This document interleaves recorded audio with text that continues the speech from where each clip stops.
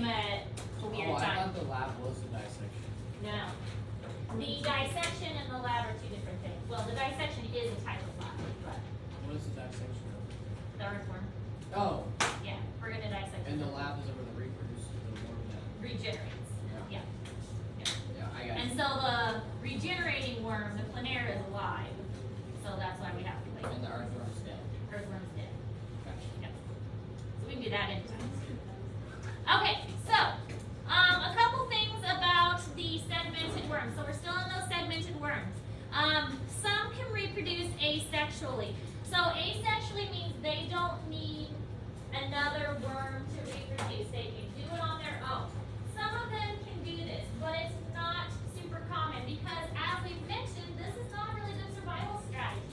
It's a better survival strategy to mix up the genetics. That way your offspring has a better chance to live. So some of them can reproduce asexually. Most can regenerate to an extent. Some of them are a little better at regenerating than others, but most of them will be able to regrow the tail region. As you'll see when we do the dissection, most of the life-sustaining parts are toward the head region. So they need that head region in order to survive. So if you cut a worm in half, the half with the head would be able to regenerate the tail. The tail would die. The tail could not regenerate the head, So- which is different than what we see in the flatworms. Yeah, did you have a question? Yeah, like, is the head the part with like the rubber band on it? Yes, I guess that's a good way to think of it. But yes, that's the head region. But as we were mentioning with the flatworms, like the planera, you could cut it up in all kinds of ways, and it would regenerate both heads and tails. And that's what we'll see in the lab. But with the earthworms or leeches, if you cut them in half, the head can grow a tail, but the tail can't grow a head. Many are hermaphroditic, and we've talked about this before too. Hermaphroditic means they have both male and female parts. And this is an advantage because they can still mix up their genetics. But they don't have to worry about finding a boy or a girl worm. They just have to find a worm. So it is an advantage because they're still getting their genetics mixed up, but they don't have to be quite as picky. So what we see happening in earthworms and leeches, they're hermaphroditic and they will copulate by matching up their clitellums. So their clitellums, like, they'll kind of face like opposite ways from each other and match up their clitellums, and this is where the eggs are going to be stored. So then they will release sperm to each other, like they'll switch sperm with each other, and then they will both have eggs. And the eggs kind of develop in this clitellum, and the clitellum serves as like an egg sac. And then we'll look at a picture in a moment, but basically once the eggs are developed in the clitellum, they kind of like almost crawl out of it and leave the clitellum behind, and that forms a little egg sac. So it forms a little cocoon that the eggs are able to develop in. That's kind of nasty. It's kind of weird. Definitely kind of weird.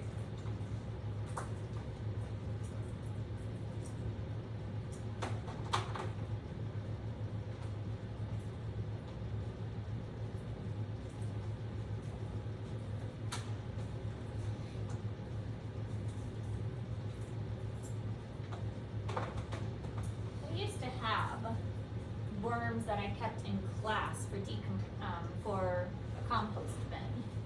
My fifth grade teacher had a big pup. Looked like newspaper and Last year I got a grant from Kansas for a worm bin, but because it was a Kansas grant, I had to leave it. So I gave it to one of my coworkers. It didn't really stink. I hadn't added a lot of food to it yet. It was just getting started. I'm gonna like you one day, right? Oh, it stinks that I couldn't bring it home. Yeah, there's that. Because the worms that are used are a special kind of worm. You can't just get earthworms. I think they're selling them more at bait shops now. They're called red wigglers. The red wigglers are the best composting worms.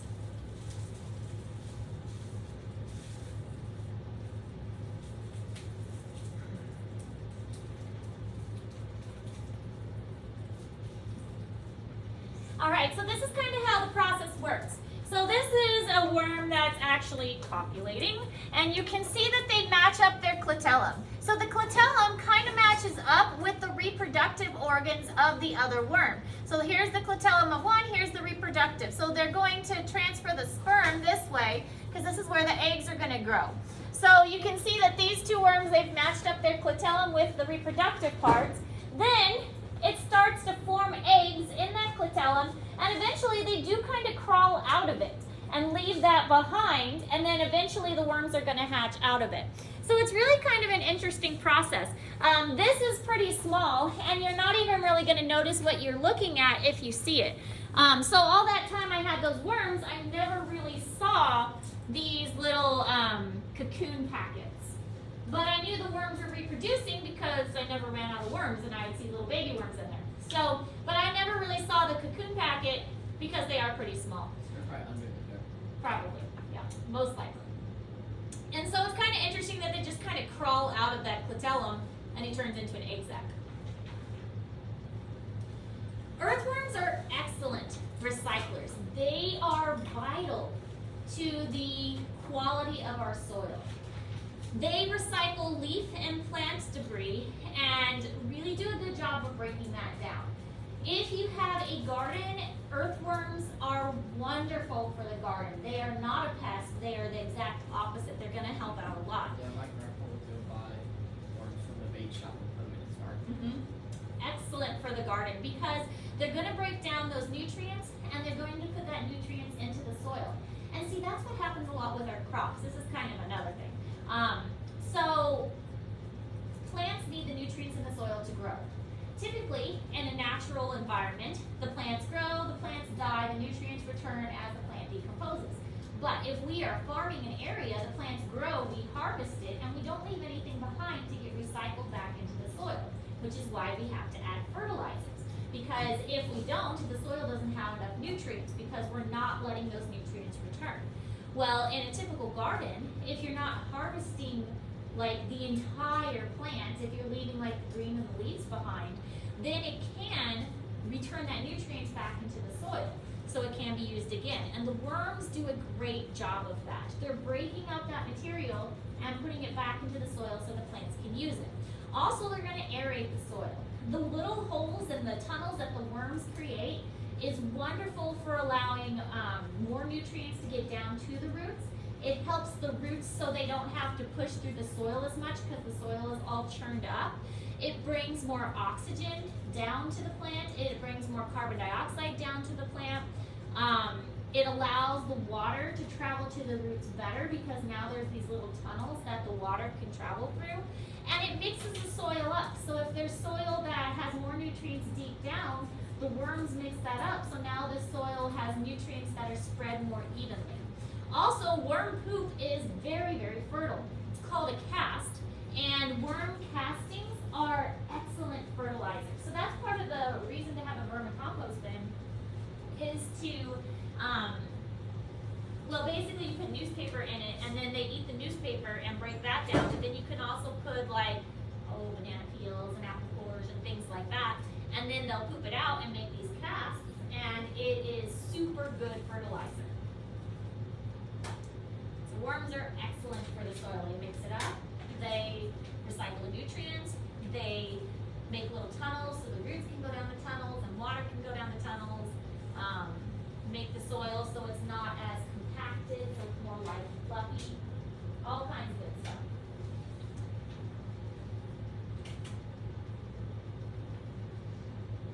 Casts help fertilize.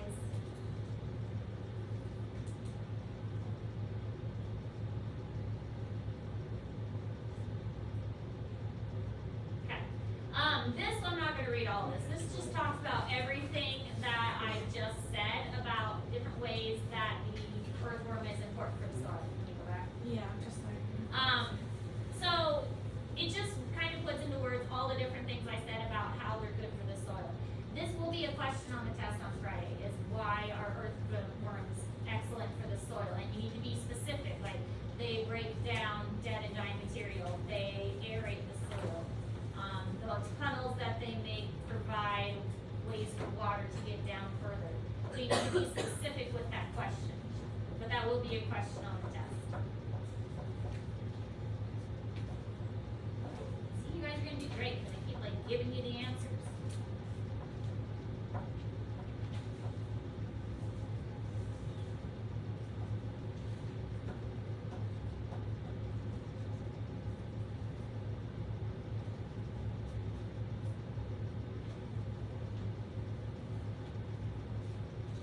Okay, so this is a worm casting here. So this is basically worm poop and what it kind of looks like. This is showing how the worm has made a little tunnel into the soil. So this tunnel can be used for roots for plants. It can also be used as a way, like if it rains, for the water to get into the soil better and easier. Also used for bugs too. Bugs and other things can use the soil to get, or use these tunnels to get into the soil. Makes the soil more fluffy and more aerated. And just what? Looks weird? Looks cool. Looks cool. Alright, so let's talk a little bit about leeches. Are there any questions about earthworms before we move on to leeches? Okay. Leeches, class Pyridinia. Really kind of a weird animal. Ecternal parasites, ectoparasites, and they're technically more of a predator than a parasite because parasites, as we learned with the other worms, they really rely on that host, and these are more of like a hunter. They're hunting down and then they'll take a bite and then they'll leave you. So it's not even really like a true parasite. They do have two adhesive discs, one on the head region and one on the tail region, and that's just kind of to help them anchor themselves.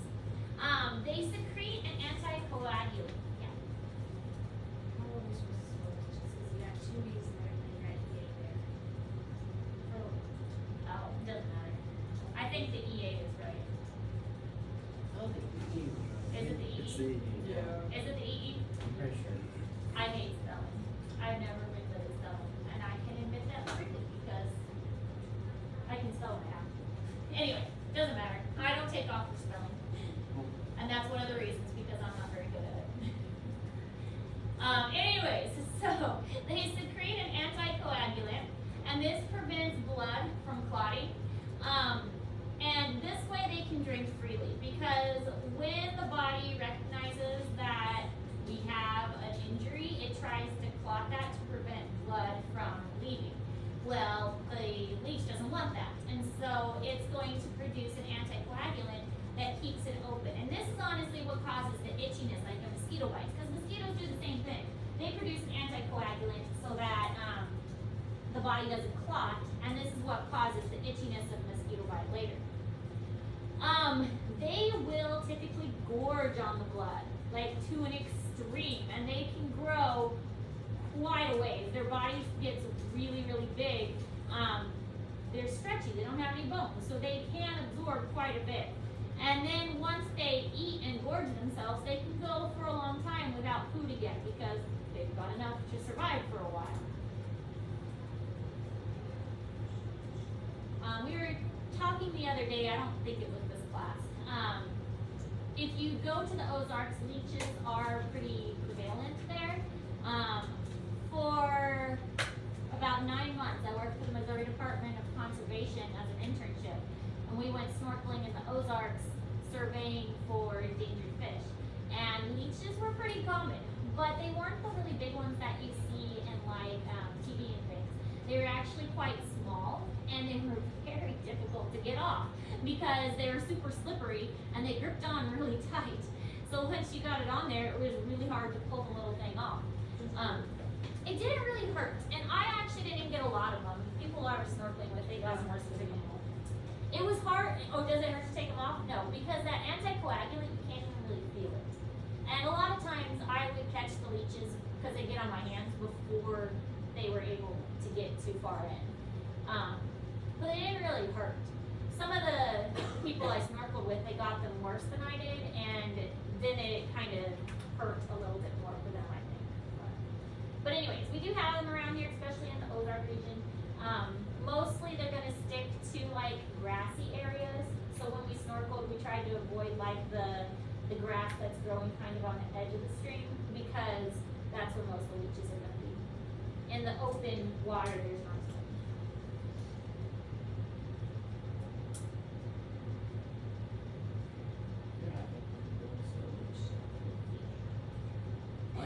they could, but I've never seen. Yeah. They stick to lots of things. Anything that's around the water, because they're mostly going to be found around water. So here's what the mouth looks like, and they typically leave kind of this three, kind of almost triangular mark, because that's kind of what their mouth looks like. And so they'll cut in that 3 ways, and then they'll attach, and then this is the tail sucker that's on the tail, so that's going to attach to the rear end, and this helps them stay anchored pretty firmly. This is what they can typically look like, but they do have 2 suckers, one on the front and one on the end. Here are a couple other worms that you'll be responsible for knowing for the test. Just like with any of our tests, we do identification. So these are some example of marine worms. We've got a feather duster worm. This one doesn't even really look like a worm. It looks almost like a coral that we learned about. But it is actually a worm. It's just got lots of projections that come out to help it filter and eat from the ocean. This is a Christmas tree worm because it looks like a little Christmas tree. Aberbola worm, which is definitely segmented. And then this one is so weird. This one looks like a little alien. It's called the bobbit worm. And the bobbit worm buries itself in the ground, but then he kind of like jumps out when he tries to catch his food. And he's got like these alien-like teeth and these little like seeded arms. It's really kind of creepy. You should look up some more pictures of this bobbit worm. They're really colorful too. Then we've got the terribilid worm, which has lots of little projections, a scale worm, and then the earthworm and the leech, of course. So all of these pictures are in Google Classroom, and you would be responsible for identifying any of these on the test on Friday. All right, any questions on any of that material? So this does wrap up the notes for our worm unit. As I said, tomorrow will be kind of a review, kind of a study work day. On Thursday, we will dissect the worm, and on Friday, we will have our test. And then Monday and Tuesday of next week, we're just going to jump in with mollusks, because mollusks is our next group. We will do dissection with mollusks too. I was looking over my lessons for the mollusk unit, and I forgot that at my previous school, we did mussels and we did squids.